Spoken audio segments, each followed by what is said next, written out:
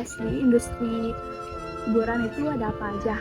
Nah, salah satunya itu ada industri perfilman. Industri perfilman adalah salah satu sektor yang paling banyak diminati oleh masyarakat. Kemajuan ini didukung oleh kemajuan zaman yang semakin maju, teknologi, perubahan budaya, dan juga dinamika permintaan pelanggan yang berlanjut. Industri ini mencakup dalam mengembangkan, memproduksi, dan mempublikasikan produk seperti film, sinema, musik, maupun pertunjukan langsung. Nah, jadi dalam industri hiburan ini memiliki permasalahan. Terdapat platform daring yang dapat mengubah perilaku konsumen yang awalnya mereka menonton di bioskop berubah menjadi menonton dalam platform daring. Maka dari itu dibutuhkan regulasi untuk mengatasi permasalahan tersebut dengan menggunakan analisis SCP. Analisis SCP ini untuk menganalisis pasar, struktur pasar, kinerja pasar, sehingga dapat menentukan regulasi yang tepat untuk digunakan. Ada yang tahu gak sih SCP itu singkatan dari apa? Jadi SCP merupakan singkatan dari Structure, Conduct, dan Performance. Jadi pendekatan SCP ini untuk mengetahui persaingan di sebuah industri. Nah, setelah kita mengetahui SCP, Structure, Conduct, Performance, yuk kita analisis pasar industri hiburan.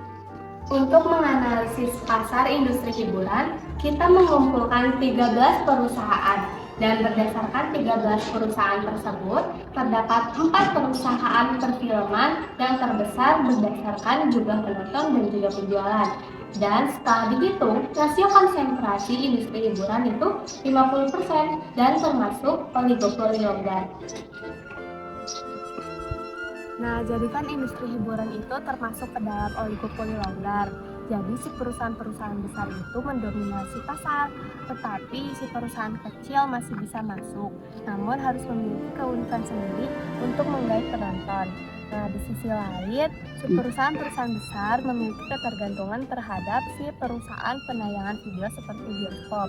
Si bioskop juga memiliki ketergantungan kepada perusahaan perfilman Indonesia untuk menampilkan film-film yang berkualitas. Analisis perilaku industri hiburan. Industri perfilman memiliki kesempatan yang cukup besar dalam menguasai pasarnya. Berdasarkan data film Indonesia pada tahun 2017, ada 117 film Indonesia yang dengan rilis dengan total penonton 42.724.610. Perusahaan memperoleh total penonton dengan pasar 24% tertinggi di industri perfilman Indonesia. Berdasarkan data perfilman industri di Indonesia, terdapat sejumlah informasi yang menarik. Pada tahun 2020, tercatat ada 3.423 produksi film di Indonesia. Produksi iklan merupakan yang terbanyak mencapai 1.762 produksi atau sekitar 51,47% dari total produksi film dalam negeri. Selain itu, produksi film serial televisi juga cukup signifikan selama tahun tersebut. Industri film Indonesia mengalami perkembangan positif setelah terdampak pandemi COVID-19 pada tahun 2023. Terjadi peningkatan jumlah penonton bioskop hingga mencapai 55 juta. Hal ini menandakan potensi besar yang menanti industri film Indonesia di masa depan. Selain itu, terdapat perguruan tinggi dan sekolah menengah kejurusan di Indonesia yang memiliki program studi film atau berorientasi produksi film. Hal ini mencapai peluang bagi lulusan dengan minat utama bekerja di industri film untuk mengembangkan karir mereka dalam industri perfilman nasional. Terima kasih. Mengenai analisis kerja dari industri hiburan yang ada di Indonesia, mereka tentunya memiliki segmentasi pasar masing-masing, seperti pembagian umur untuk film yang akan ditayangkan dan juga genre yang akan dibawakan gitu.